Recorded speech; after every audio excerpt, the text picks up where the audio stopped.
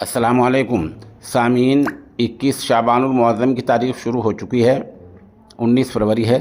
ख़बर का उन्वान है आदम खान के ख़ानदान को आज फिर अदालत से बड़ी राहत मिल गई है।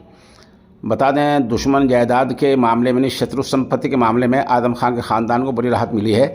MP MLA कोर्ट से उनकी अहलिया तंजीम फातिमा, बड़े बेटे अदीब आदम और आदम खान की बहन निकित अखलाक को अबूरी ज़मानत मिल गई है। तीनों ने अदालत में खुद सपुर्दगी की थी। अब्दुल्ला आदम को भी इस मामले में ज़मानत मिल चुकी है। दुश्मन जायदाद के अभिलेखों से, उनसे दस्तावेज़ात से छेड़छाड़ करने के इल्ज़ाम में 2020 के एक मुकदमा दर्ज हुआ था। 2023 में चार्जशीट फाइल हुई थी।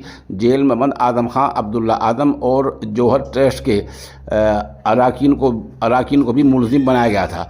तीनों ने बाज़ाब्ता ज़मानत के लिए दरख्वास्त दी थी। 24 फरवरी को इस दरख्वास्त पर मज़ीद सुनवाई होगी।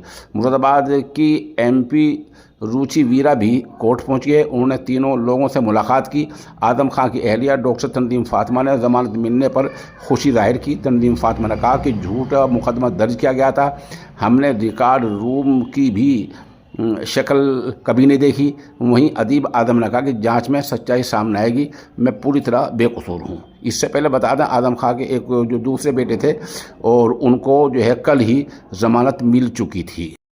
सामीन, ये माजून है ताकत का ख़जाना।